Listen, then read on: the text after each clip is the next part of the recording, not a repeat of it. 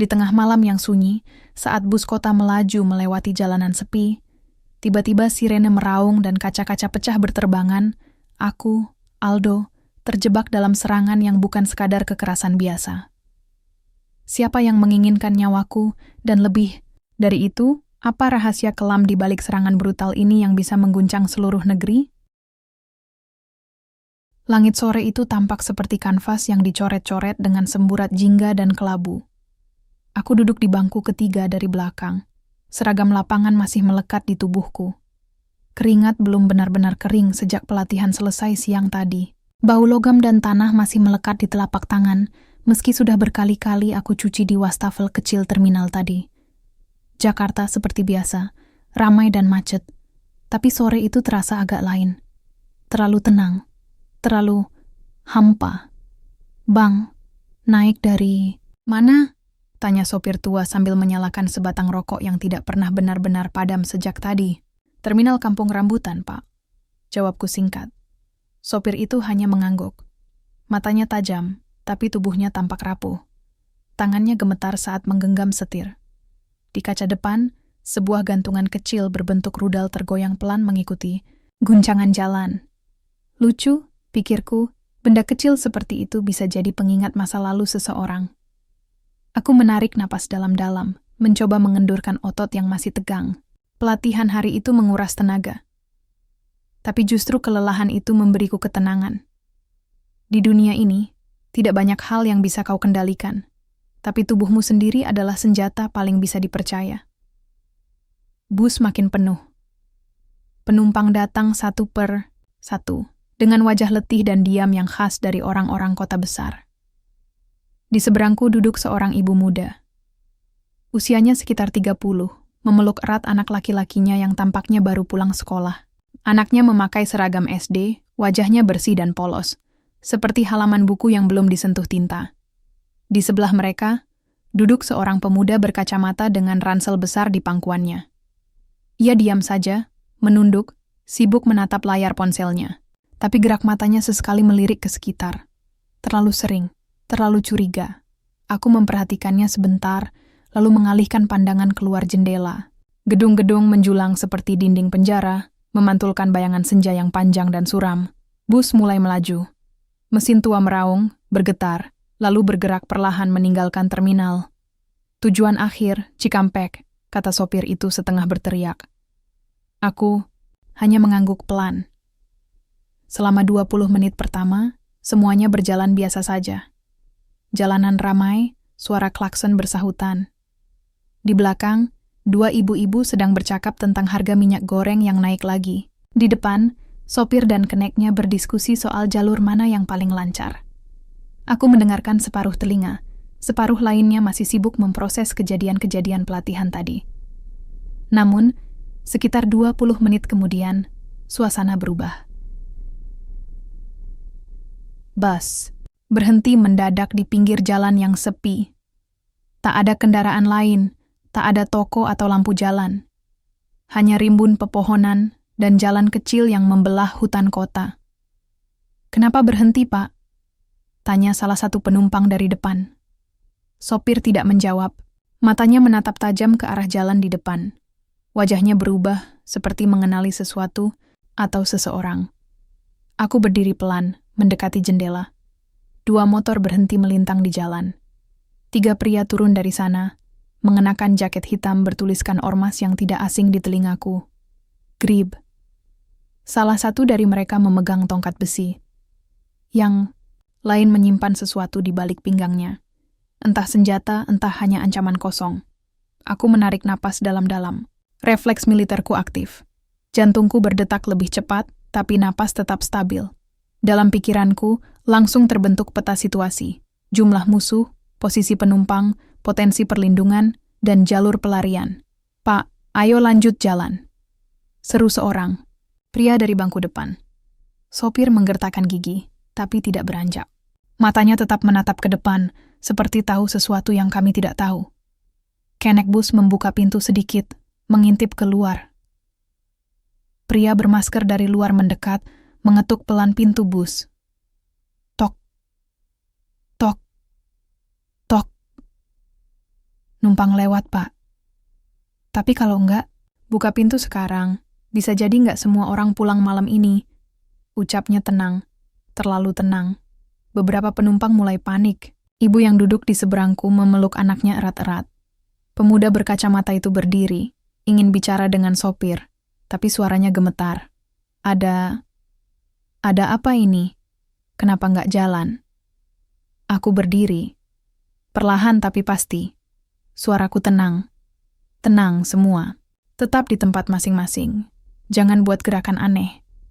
Beberapa orang menoleh padaku. Aku tahu ekspresi itu. Harapan bercampur ketakutan. Mereka mencari seseorang untuk disandarkan. Aku tidak memintanya. Tapi saat keadaan kacau, orang akan berpaling pada siapapun yang terlihat tegas dan tenang. Dan kebetulan, aku terbiasa menjadi orang itu. Aku mendekati sopir. Pak, kita bisa banting setir ke arah kanan. Jalanan cukup luas buat putar balik. Sopir hanya menggeleng pelan. Matanya masih tertancap ke arah pria bermasker itu. Aku mulai curiga.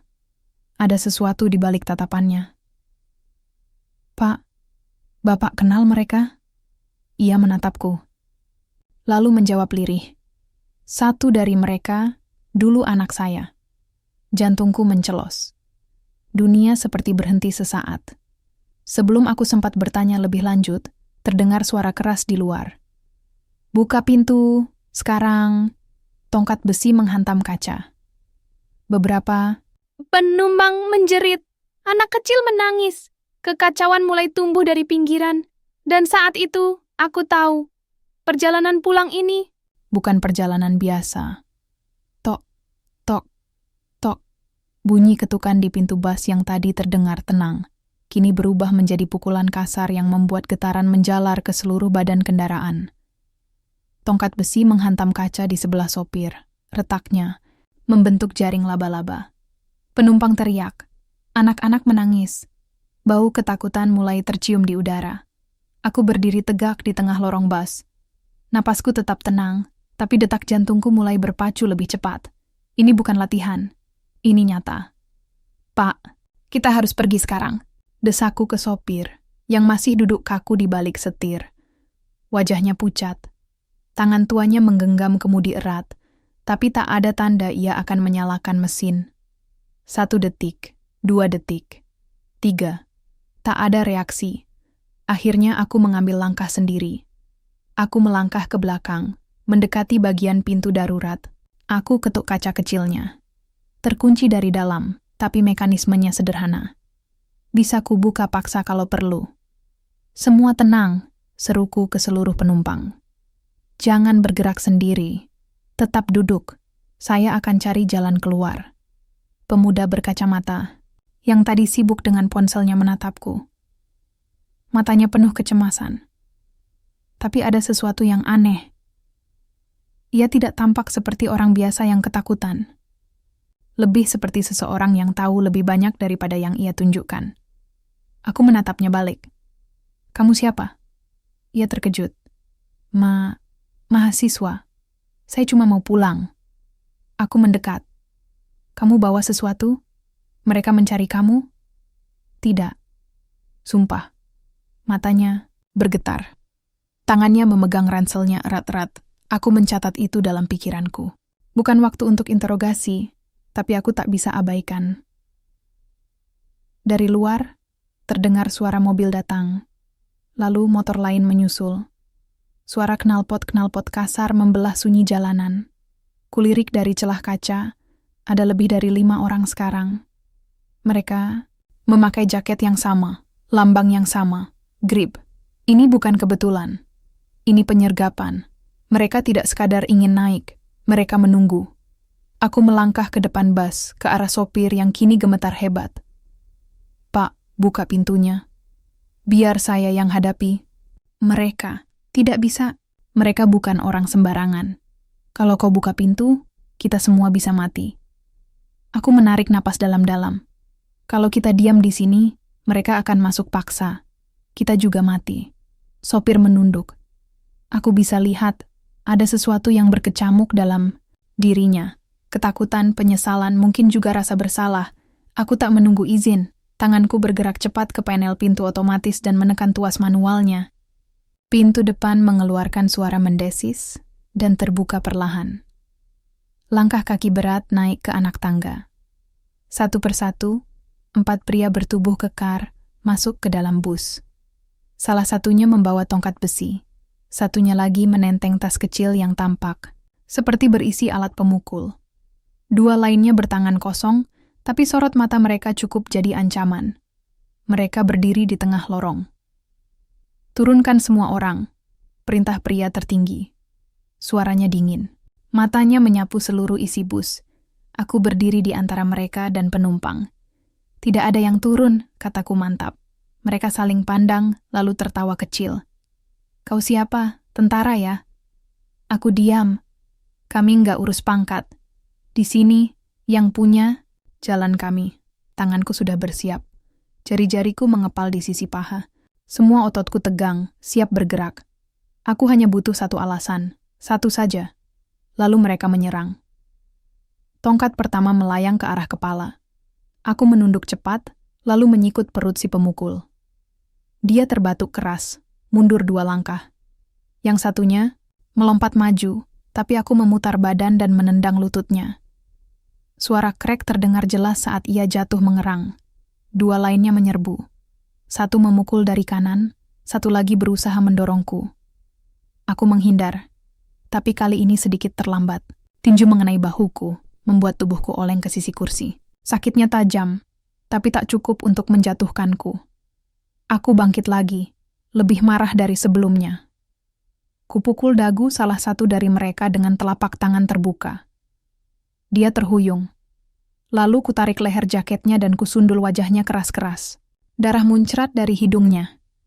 Yang terakhir masih berdiri, tampak ragu. Mungkin berpikir ulang. Aku menatap matanya.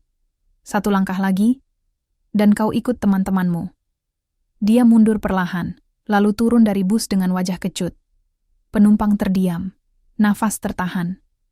Aku bisa mendengar tangis anak kecil di belakang, terisak pelan dalam pelukan ibunya. Sopir bus menatapku dengan mata berkaca. Kau, penyelamat kami. Aku menggeleng. Belum, ini baru permulaan. 10 menit kemudian, bus berjalan lagi. Aku paksa sopir untuk membelok lewat jalur alternatif yang lebih sepi, tapi ada potensi lolos. Tapi aku tahu, mereka akan kembali. Dan aku harus tahu kenapa. Aku duduk di samping pemuda berkacamata tadi.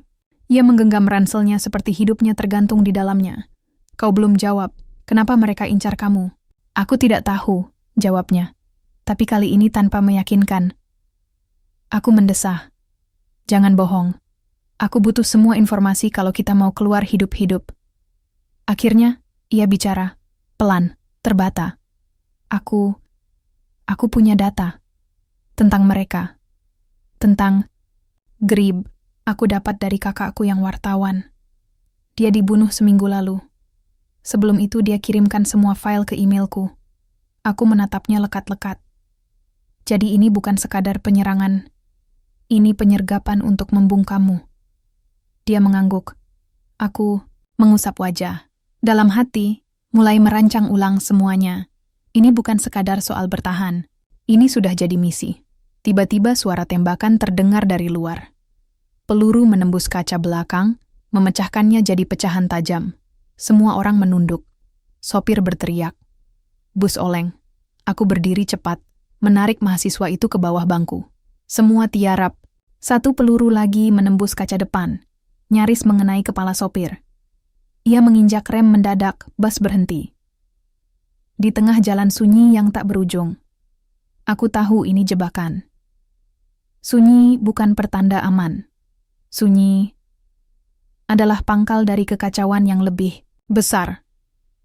Bus terhenti mendadak di tengah jalan sepi, dengan asap tipis mengepul dari pecahan kaca yang berhamburan di lantai. Nafasku terengah. Suara detak jantung bergaung keras di telinga. Aku merunduk bersama penumpang lain, menyembunyikan diri di balik bangku, mencoba menyamarkan keberadaan kami. Mataku terpaku pada jendela yang retak, di mana bayangan hitam bergerak-gerak, seperti ular menunggu mangsanya. Jangan bergerak, jangan berani-berani. Aku berbisik tegas, mencoba menenangkan yang lain sambil menyiapkan diri. Sopir, dengan wajah berpeluh dan gemetar, mengarahkan tatapannya ke jalan depan yang mulai dipenuhi oleh sosok-sosok bersenjata. Sekelompok anggota Ormas Grip mengelilingi bus, wajah mereka tertutup masker hitam, beberapa membawa senjata tajam dan senjata api. Aku tahu, waktu kami tinggal sedikit. Kaca depan dan samping mulai menjadi sasaran tembakan dan hantaman. Suara benturan keras memenuhi ruangan, diikuti jeritan, ketakutan yang tertahan. Ibu muda memeluk anaknya dengan erat, berusaha menyembunyikan wajah mungil itu dari kengerian yang semakin nyata. Kuambil napas dalam, mencoba menenangkan diri. Ini bukan pertama kalinya aku menghadapi situasi berbahaya. Namun, menghadapi ancaman seperti ini, di antara orang-orang tak bersalah, berbeda sekali. Aku memeriksa rekan-rekanku, mereka berusaha berdiri dan merapat padaku. Aku tahu harus bertindak cepat dan tepat. Dengar, kita harus bertahan. Jangan panik. Aku berkata tegas. Kakiku bergerak lincah, mencari barang-barang yang bisa kugunakan sebagai senjata. Tongkat penyangga kursi, botol air mineral kosong, bahkan jaket yang bisa kubuat sebagai perisai. Salah satu pria bersenjata berhasil mendekati pintu belakang bus dan berusaha membukanya. Aku melompat ke arah pintu, menghambatnya dengan segenap tenaga. Terjadi tarik-menarik yang membuat pintu bergetar hebat. Di luar, suara sorak-sorai dan ancaman membahana. Mereka berusaha memecah pertahanan kami, mengambil alih ruang kendali. Seorang pria yang aku kenal dalam keremangan, mengenakan jaket hitam dengan lambang Grip di punggungnya, mulai mengintip ke dalam. Tatapannya menusuk, penuh kebencian dan dendam. Namun, yang paling mengejutkan, aku melihat sosok familiar. Fahri, sahabat, lamaku, teman seperjuangan yang dulu kugapai bersama mimpi untuk mengabdi pada bangsa. Namun kini, dia berdiri di pihak yang berseberangan. Mata yang dulu penuh semangat kini penuh amarah dan kebencian yang membakar. Detik itu, dunia seolah berhenti. Aku terpaku, bingung dan sakit. Bagaimana bisa? Kenapa dia di sini? Fahri menatapku, dan untuk sesaat, aku melihat kilatan harapan di matanya, seperti mengharapkan sesuatu yang sulit kuraih. Kenapa kau lakukan ini, Fahri? Suaraku pecah, walau aku tahu dia mungkin tidak akan menjawab. Dia mengangkat bahu, lalu berteriak memberi perintah. Serang!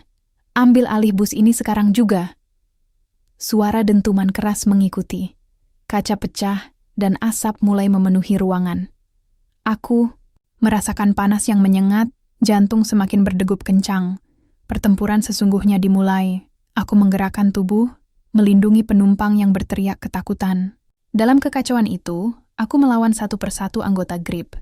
Setiap pukulan, tendangan, dan lemparan yang kuberikan terasa sebagai sebuah perjuangan untuk hidup. Aku berhasil menahan beberapa dari mereka, namun jumlah mereka banyak dan terorganisir dengan baik. Aku mendengar suara langkah kaki dan perintah yang berulang-ulang. Mereka tidak hanya ingin merebut bus. Ada sesuatu yang jauh lebih besar di balik serangan ini. Tiba-tiba, aku mendengar teriakan dari arah penumpang. "Bawa dia keluar," kata seorang pria bersenjata. Aku menoleh, melihat mahasiswa yang selama ini diam di kursinya digiring keluar paksa. Itu yang aku takutkan. Dia menyembunyikan sesuatu yang sangat penting. Aku bisa merasakan itu.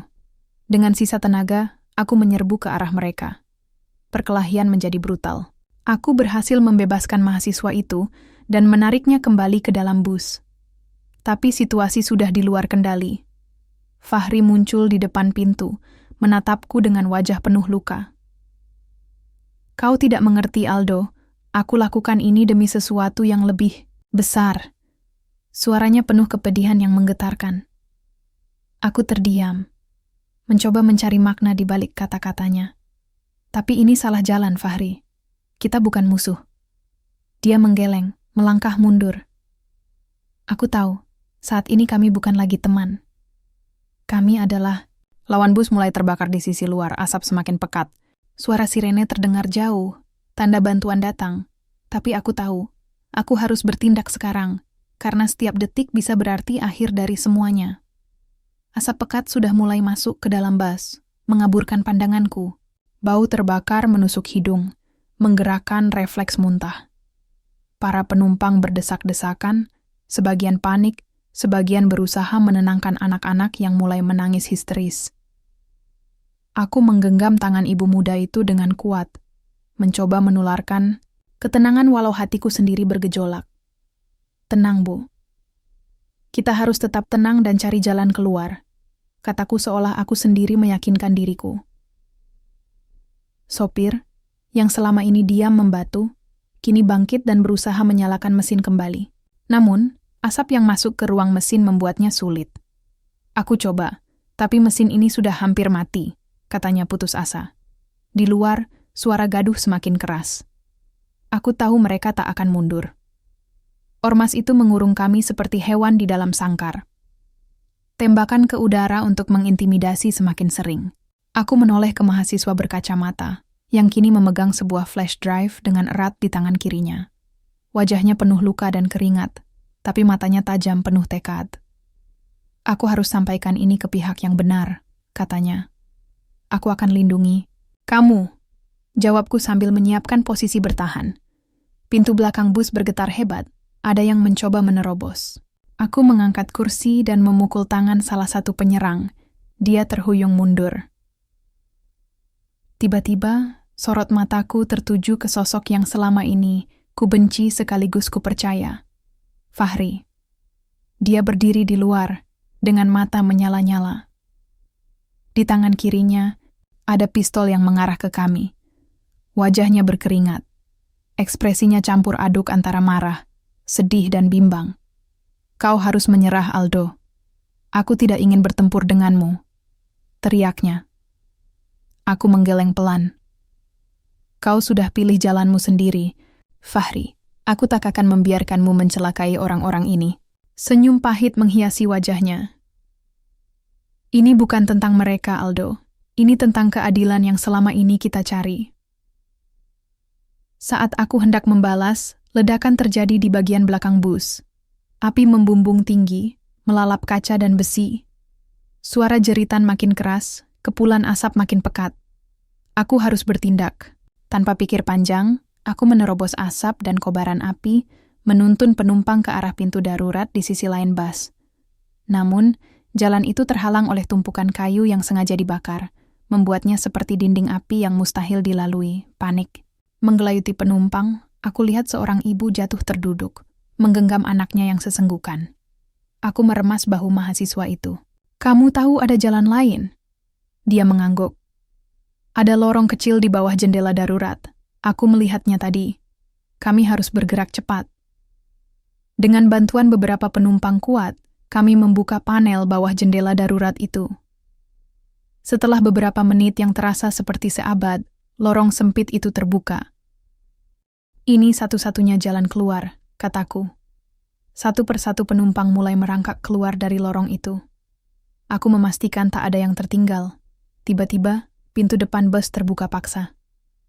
Seorang pria berjaket hitam melompat masuk, hendak menyerang mahasiswa itu. Aku melompat, memukulnya dengan keras hingga pria itu terjatuh. Selesaikan, teriak Fahri dari luar. Namun, aku sudah tidak mendengar. Fokusku sekarang pada keselamatan mereka yang kugenggam kepercayaan. Saat semua penumpang telah keluar, aku memastikan mahasiswa itu juga lolos. Lalu, dengan sisa tenaga terakhir, aku keluar menyusul mereka. Api mengamuk di belakang, membakar semua yang kami tinggalkan. Fahri berdiri di ujung jalan, menatapku dengan mata yang penuh luka. Kau tidak mengerti apa yang sedang kuperjuangkan, serunya. Aku menjawab dengan tenang, tapi penuh tekad. Aku mengerti. Tapi caramu salah. Darah dan api bersatu malam itu. Perang yang sebenarnya baru saja dimulai. Udara malam terasa dingin menggigit. Kulit, walau tubuh kami masih hangat dari adrenalin yang belum turun.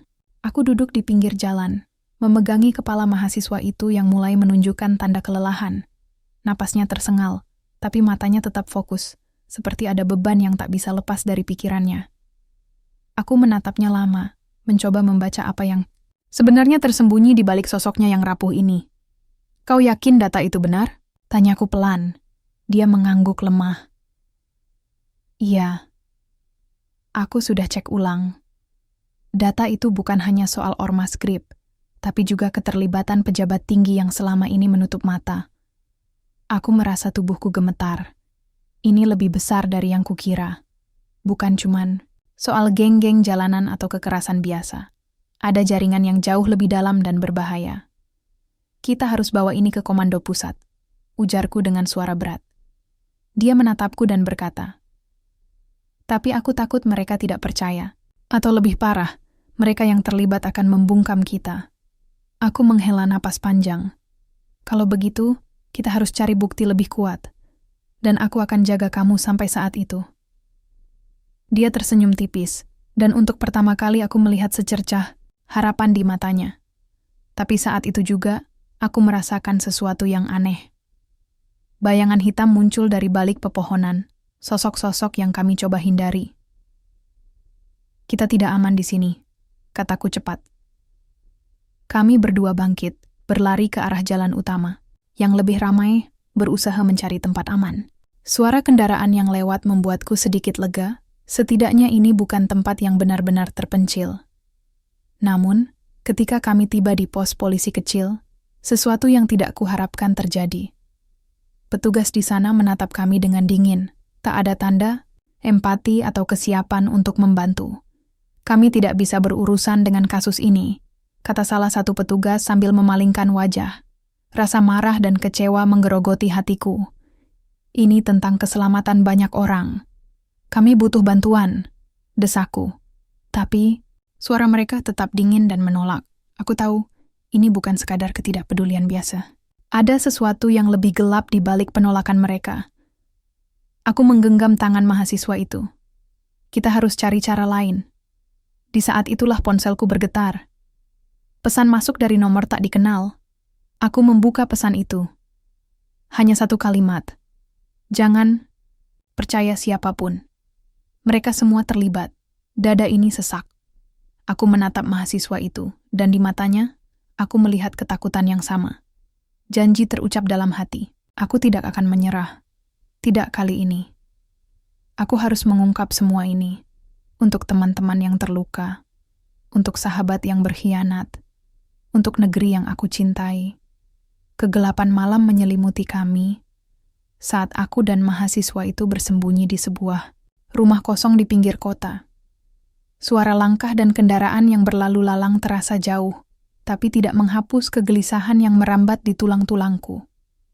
Setiap detik terasa seperti berlari di ambang bahaya. Aku duduk bersandar di dinding, mataku memandang kosong ke arah mahasiswa yang kini kugenggam erat flash drive berisi data penting itu.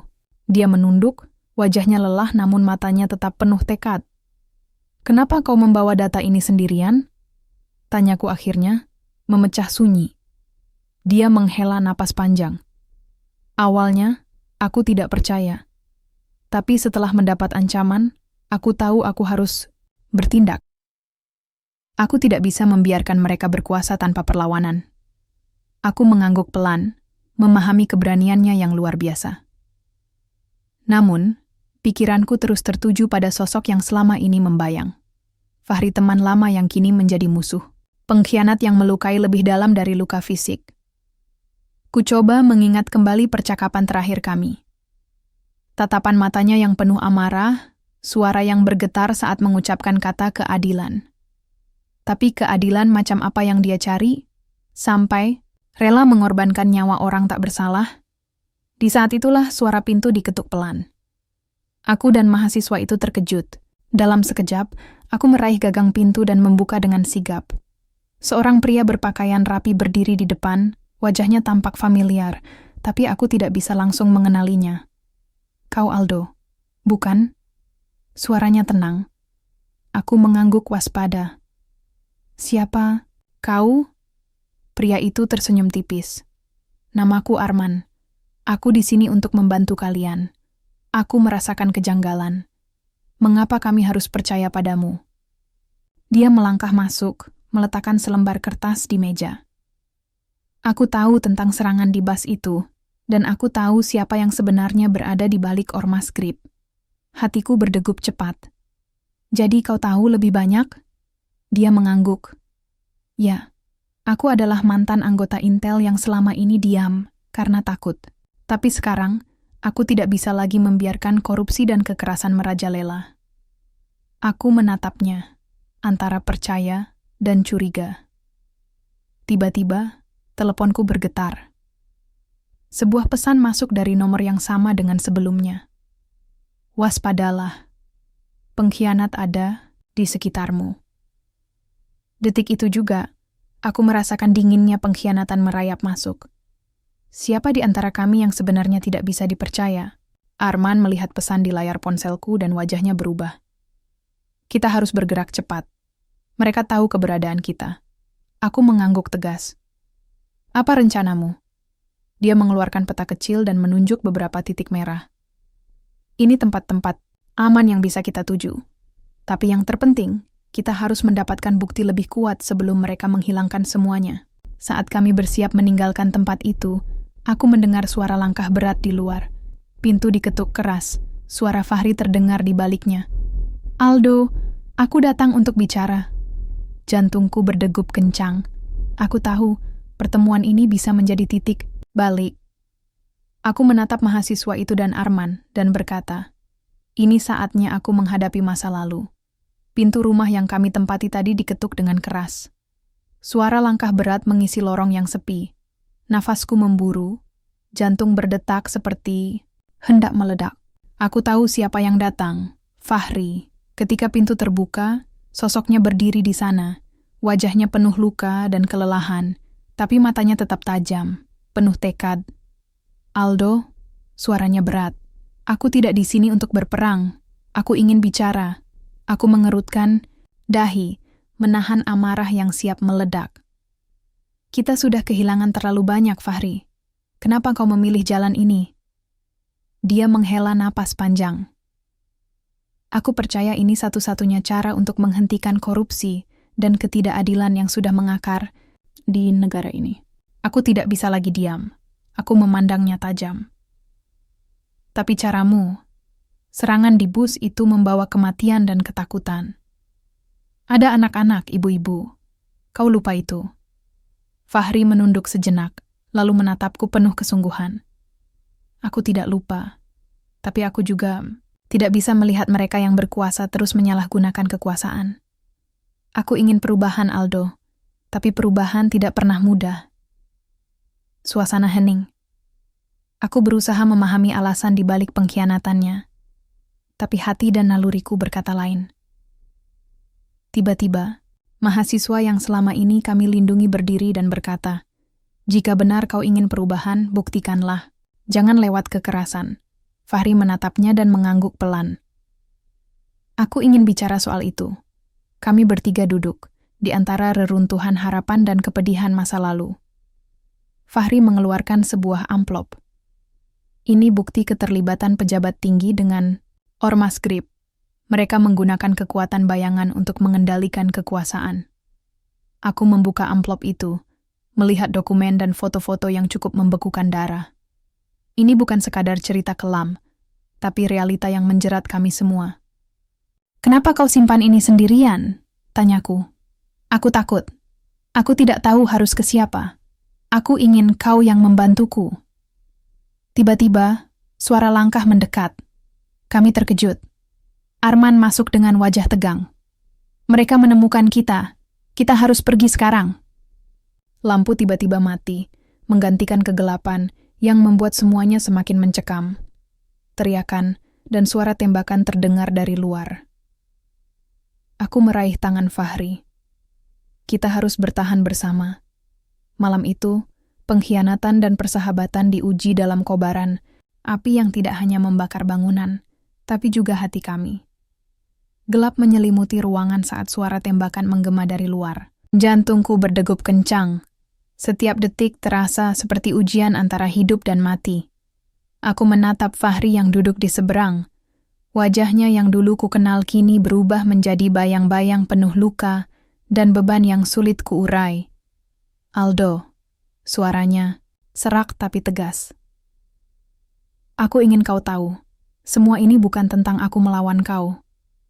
Ini tentang kebenaran yang harus keluar, tidak peduli harga yang harus kita bayar. Aku menghela napas panjang, mengingat semua yang terjadi. Dari bus yang terbakar, pengkhianatan yang memecah persahabatan, hingga ancaman yang kini menghadang. "Kenapa kau tidak bilang dari awal?" tanyaku. "Jika kau benar-benar ingin mengubah semuanya, kita harus bersama, bukan saling melawan." Fahri menunduk, air mata mulai mengalir pelan di pipinya. "Aku takut kau akan menganggapku pengkhianat, tapi aku terjebak dalam pusaran yang sulit kuhindari." Di luar, suara langkah kaki dan teriakan semakin mendekat. Arman berdiri di dekat pintu, menyiapkan diri untuk melawan. "Terserah kita sekarang," bisiku. Dalam kekacauan itu, aku merasakan sesuatu yang berubah di dalam diri Fahri. Ada penyesalan yang dalam, ada harapan yang tersisa. Kami berusaha mempertahankan diri dengan apa yang kami punya, melawan bayang-bayang yang berusaha memadamkan cahaya kebenaran. Tembakan demi tembakan, jeritan dan deru napas membaur menjadi satu simfoni tragis. Namun, di tengah api dan asap pengkhianatan, kami menemukan kekuatan baru, sebuah ikatan yang tak mudah putus, meski diliputi luka. Ketika malam mereda dan suara sirene menggema semakin dekat, kami tahu bahwa perjalanan ini belum selesai. Kebenaran mungkin tersembunyi, tapi kami bertekad untuk menggali hingga tuntas, demi bangsa yang kami cintai. Aku duduk di ruang tunggu sebuah rumah sakit yang remang cahaya. Luka di tubuhku masih menganga, tapi lebih dari itu, luka di hatiku belum juga sembuh. Di sampingku, mahasiswa itu duduk dengan wajah lesu, sesekali menatap layar ponselnya yang penuh pesan masuk dan panggilan tak terjawab. Setelah malam penuh tembakan dan kekacauan, kami berhasil lolos dengan bantuan Arman dan beberapa kontak lama yang bisa dipercaya. Namun, bahaya belum berakhir. Ormas Grip dan para pelindung mereka masih mengincar kami, dan setiap langkah harus diperhitungkan dengan cermat. Pikiranku melayang pada Fahri. Aku tidak tahu di mana dia sekarang, apakah masih hidup atau sudah jatuh di medan pertempuran terakhir itu. Kenangan masa lalu kami mengusik, memperkeruh hatiku. Aku merasa dikhianati, tapi juga kasihan pada sahabat yang terjerumus dalam kegelapan. Semua ini semakin rumit, gumamku pada diri sendiri. Mahasiswa itu mengangkat kepala dan berkata, "Data yang kita bawa sudah mulai tersebar ke media sosial dan beberapa jurnalis independen. Mereka mulai membuka mata masyarakat." Aku tersenyum. Samar merasa ada secercah harapan di tengah gelap. Namun, aku tahu ini baru awal dari pertarungan yang jauh lebih besar. Kemudian, ponselku bergetar. Pesan masuk dari nomor tak dikenal. "Jika kau ingin hidup, berhenti mengusut. Ini peringatan terakhir." Kedua tangan meremas ponsel itu erat. Aku tahu, ancaman itu nyata. "Tak ada jalan mundur," ucapku pada mahasiswa itu. "Kita harus lanjutkan sampai tuntas." Dia mengangguk. "Aku siap, Aldo." Aku berdiri, menarik napas dalam-dalam. Waktu dan nyawa kami sudah di ujung tanduk. Tapi aku tahu, demi keadilan dan kebenaran, aku harus bertahan. Perjalanan kami belum selesai. Jejak pengkhianatan masih terbuka, dan aku harus mengikutinya hingga akhir sinar pagi mulai merangkak masuk ke ruang kecil tempat aku bersembunyi. Meski tubuhku masih sakit dan lelah, ada sesuatu yang berbeda hari ini. Sebuah harapan samar yang mulai tumbuh, meski bayang-bayang masa lalu dan pengkhianatan belum sepenuhnya lenyap. Aku duduk di meja, membuka laptop yang selama ini kubawa, dan menatap layar yang penuh dengan bukti-bukti dan dokumen. Semua data tentang Ormas Grip, keterlibatan pejabat tinggi, dan kekuatan bayangan yang selama ini menjerat negeri ini. Ini adalah senjata kami untuk mengungkap semuanya. Mahasiswa itu masuk membawa secangkir kopi, menatapku dengan mata penuh keyakinan. "Kita sudah sampai di tahap akhir, Aldo. Waktunya mengungkap semuanya." Aku mengangguk. Aku tahu. Tapi ini bukan hanya tentang kami. Ini tentang semua orang yang pernah jadi korban, yang takut bersuara. Kami mulai menghubungi jurnalis, aktivis, dan pihak-pihak yang bisa dipercaya. Media mulai memberitakan kasus. Ini membuat gelombang protes dan tuntutan keadilan menggema di berbagai penjuru. Tapi di balik itu ancaman datang semakin nyata. Malam-malam yang sunyi diwarnai oleh suara langkah-langkah yang mengintai. Aku tahu, musuh kami tidak akan menyerah begitu saja.